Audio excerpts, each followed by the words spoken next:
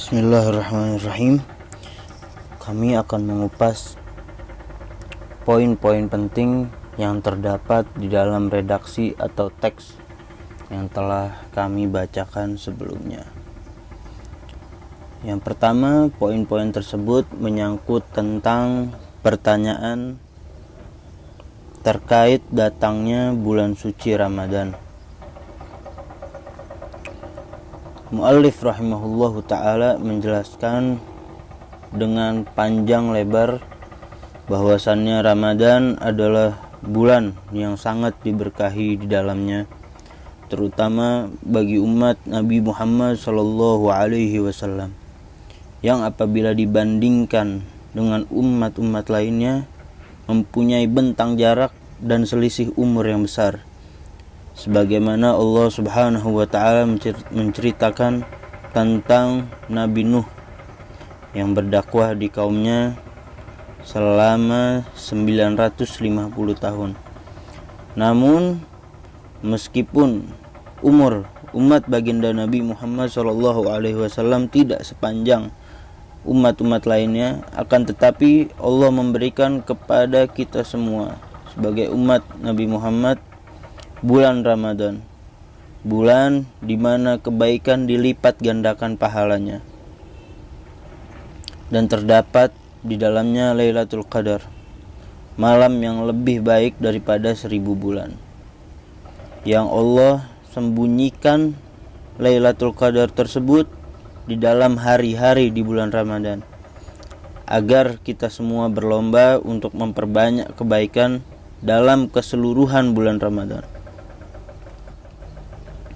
Imam Malik bin Anas radhiyallahu an meriwayatkan di dalam kitabnya Al-Muwatta sebuah hadis, "Man shama Ramadan imanan wa ihtisaban ghufira lahu ma taqaddama min dzambih."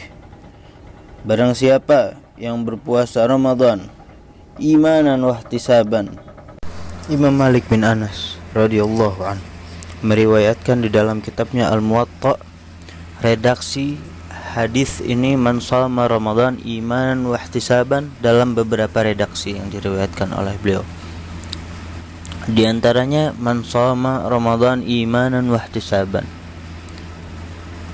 man qama Ramadan imanan wa ihtisaban. Yang ketiga, man qama Lailatul Qadar imanan wa ihtisaban.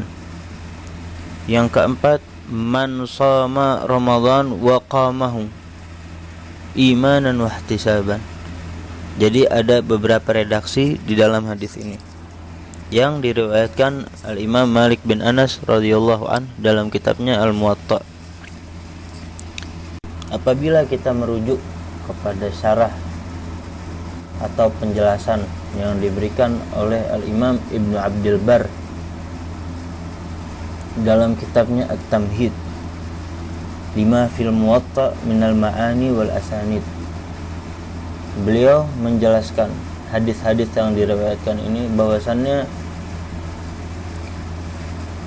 dalam ibadah seorang hamba haruslah bersungguh-sungguh dan berniat atau menyerahkan ibadah tersebut sepenuhnya hanya untuk Allah Subhanahu wa ta'ala, sebagaimana yang diriwayatkan dalam sebuah hadis lain, innamal a'malu binniyat. Ini adalah maksud ihtisab di dalam hadis tersebut. Adapun redaksi yang menyebutkan man qama Ramadan, barang siapa yang berdiri atau mengisi bulan Ramadan dengan ibadah.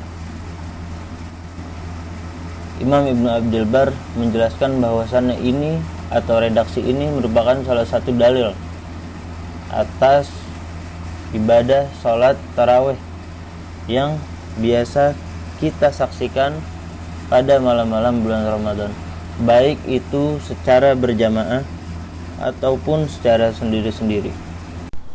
Selain daripada hadis yang diriwayatkan oleh Al-Imam Malik bin Anas ini, yaitu hadis man shama Ramadan atau man qama Ramadan yang menjelaskan bahwasannya seorang yang berpuasa atau seorang yang mendirikan ibadah di dalam malam-malam bulan Ramadan akan diampuni dosa-dosanya.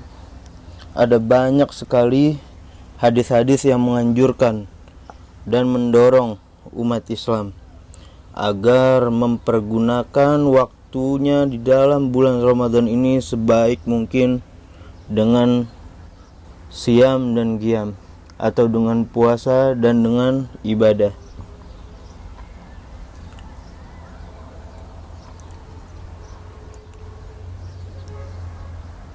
Mu'allif rahimahullahu ta'ala juga meriwayatkan atau menyebutkan sebuah hadis tentang fadilah dan keutamaannya bulan Ramadan di dalam jawaban atas pertanyaannya, yaitu sebuah hadis yang diriwayatkan oleh sahabat Salman Al-Farisi.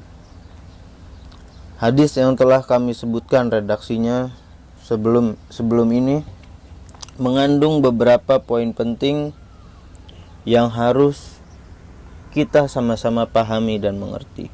Sebelumnya, hadis ini dapat dirujuk kembali di dalam kitab Al-Matalib Al-Aliyah Bizawaid Al-Masanid Al-Thamaniyah karangan Al-Imam Ibnu Hajar Al-Asqalani, dan juga disebutkan di dalam kitab Kanzul Ummal fi Sunnanil Af'al wal Aqwal yang dikarang oleh Al-Hindi. Poin-poin yang terdapat dalam hadis ini bahwasannya terdapat di dalam bulan Ramadan sebuah malam, yaitu malam Lailatul Qadar yang lebih baik daripada 1000 bulan.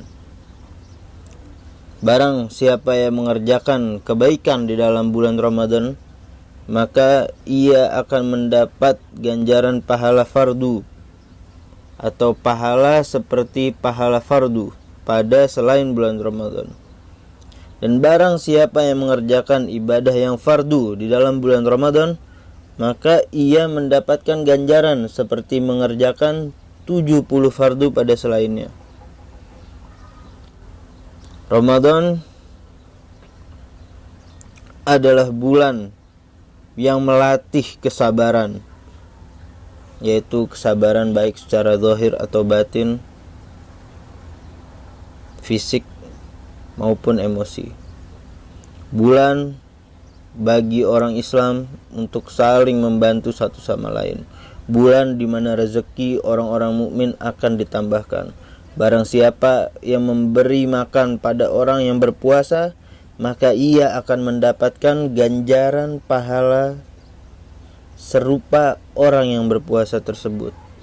Memberi makan di sini adalah termasuk di dalamnya memberi sebuah kurma ataupun hanya memberi seteguk air kepada orang yang berpuasa. Hal inilah yang ditanyakan oleh para sahabat kepada Nabi ketika Nabi mengucapkan hadis ini kepada sahabat. Wahai Rasulullah, bagaimana caranya kami memberikan makanan kepada orang yang berpuasa sedangkan kami tidak memiliki apa-apa? Maka Rasulullah menjawab bahwasannya memberikan makanan ini masuk di dalamnya atau terhitung dalam memberikan makanan orang yang memberikan sebuah kurma atau seteguk air kepada orang yang sedang berpuasa. Subhanallah. Bulan Ramadan, hadis ini juga mengandung poin yang penting bahwasannya bulan Ramadan adalah bulan yang mana awalannya adalah rahmat, pertengahannya adalah maghfirah atau ampunan dari atas dosa-dosa, dan akhirnya adalah pembebasan seorang mukmin dari api neraka. Barang siapa yang meringankan beban mereka yang memiliki tanggungan atasnya, Allah akan mengampuni dosanya dan membebaskannya dari api neraka. Dalam bulan Ramadan juga dianjurkan memperbanyak 4 perkara. 2 perkara yang membuat Allah ridha terhadap seorang hamba, yaitu syahadat dan istighfar. Dan 2 lainnya yang harus selalu dan senantiasa diminta oleh seorang hamba, yaitu meminta ganjaran surga dan berlindung dari api neraka.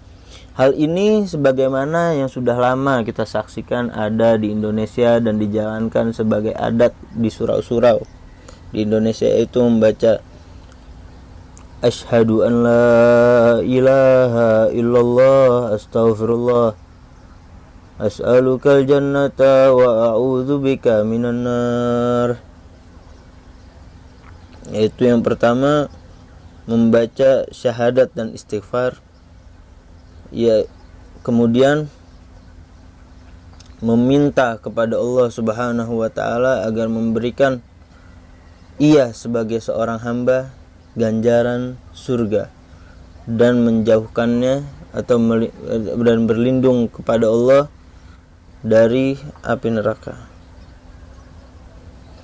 Barang siapa yang memberi minum seorang yang berpuasa, Allah akan memberikan ia minum dari telaga Nabi Muhammad SAW sehingga ia tidak akan merasa kehausan sampai ia masuk ke dalam surga. Ini adalah poin-poin yang disebutkan atau yang terdapat di dalam hadis yang kami sebutkan redaksinya sebelumnya, yang diriwayatkan dari sahabat Salman Al-Farisi.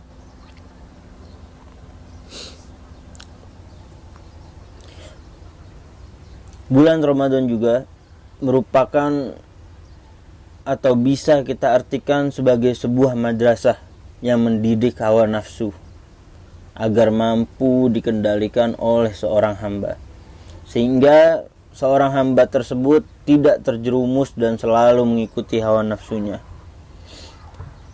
Merupakan pelatihan agar seorang hamba terbiasa berbuat baik, tidak menyakiti atau merugikan orang lain. Bulan puasa bukan sekedar menahan diri dari lapar dan haus, tetapi jauh lebih besar daripada itu semua. Puasa adalah menjauhkan diri dari segala hal yang dilarang oleh Allah Subhanahu wa taala. Puasa ialah berarti menjaga lisan dan tangan dari menyakiti dan merugikan orang lain. Dan banyak sekali hadis yang menerangkan bahwasannya mereka yang tidak dapat menjaga puasanya dan tetap mengerjakan larangan-larangan yang dilarang oleh Allah Subhanahu wa taala, maka puasanya tidak berarti apa-apa kecuali hanya lapar dan haus. Bila kita perhatikan, puasa adalah sebuah hubungan yang sangat intim dan privat antara seorang hamba dengan Allah Subhanahu wa taala. Sebagaimana Allah berfirman dalam hadis qudsinya, "Kullu amali ibni Adam lahu illa siyam fa innahu li wa ana ajzi bihi." Seluruh amalan ibnu Adam atau anak Adam, anak cucu Adam, anak keturunan Adam adalah untuknya atau kembali kepadanya, kecuali puasa. Maka sesungguhnya puasa adalah untukku, kata Allah Subhanahu wa taala, dan aku yang akan mengganjar atau membalasnya.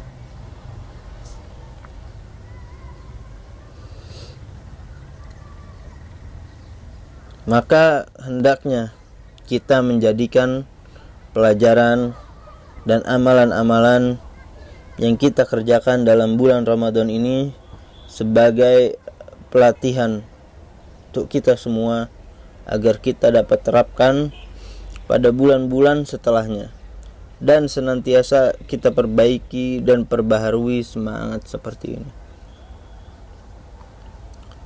Pertanyaan kedua yang diajukan kepada muallif rahimahullahu taala adalah syarat sah dan wajibnya puasa. Secara ringkas, syarat sah dan wajibnya puasa, muallif rahimahullahu ta'ala menyebutkan ada 4 kiranya. Yang pertama, Islam. Bahwa perintah untuk menjalankan ibadah puasa ditujukan kepada orang-orang yang beriman. Ya ayyuhalladzina amanu kutiba alaikumusiyam. Bahwasannya perintah tersebut ditunjukkan kepada orang-orang yang beriman. Meskipun bahwa perintah untuk menjalankan ibadah puasa ini juga ditujukan bagi umat-umat sebelum umat Nabi Muhammad SAW. Yang kedua adalah seorang atau syarat sah dan wajib puasa adalah seorang tersebut telah mencapai baligh atau telah mencapai tingkat di mana ia dapat disebut sebagai seorang yang dewasa. Maka tidak wajib puasa bagi selain seorang yang telah balik. Akan tetapi dianjurkan kepada orang tua untuk mendidik dan memerintahkan anaknya menjalankan ibadah puasa sebagai pelatihan untuk anaknya, sebagaimana orang tua juga dianjurkan untuk mendidik dan mengajarkan anaknya bagaimana tata cara ibadah sholat. Poin selanjutnya adalah seorang tersebut diharuskan berakal, maka selain orang yang berakal atau orang gila tidak wajib untuk menjalankan puasa. Adapun seseorang yang kehilangan akal sehatnya akibat disengaja, seperti dia sengaja untuk mabuk-mabukan, maka ia tetap wajib untuk menahan dirinya dari makan dan minum, dan dia wajib atasnya untuk mengqadha puasanya.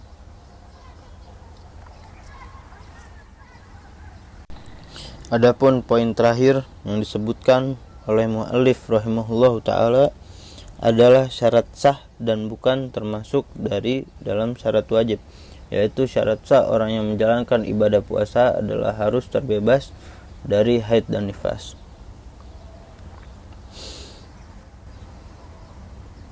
Demikian apa yang dapat saya jabarkan daripada redaksi yang disebutkan oleh muallif Al-Allamah Mufti Diyar Hadramiyah Syekh Masyayikhina Habib Abdullah bin Mahfud Al-Haddad dalam fatwa Ramadannya.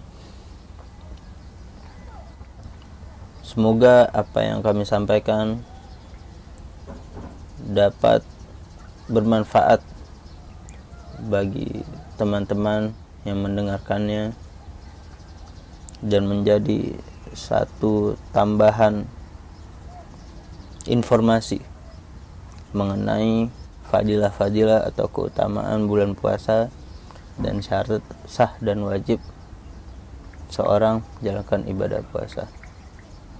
Wabillahi taufiq wal hidayah. Wassalamualaikum warahmatullahi taala wabarakatuh.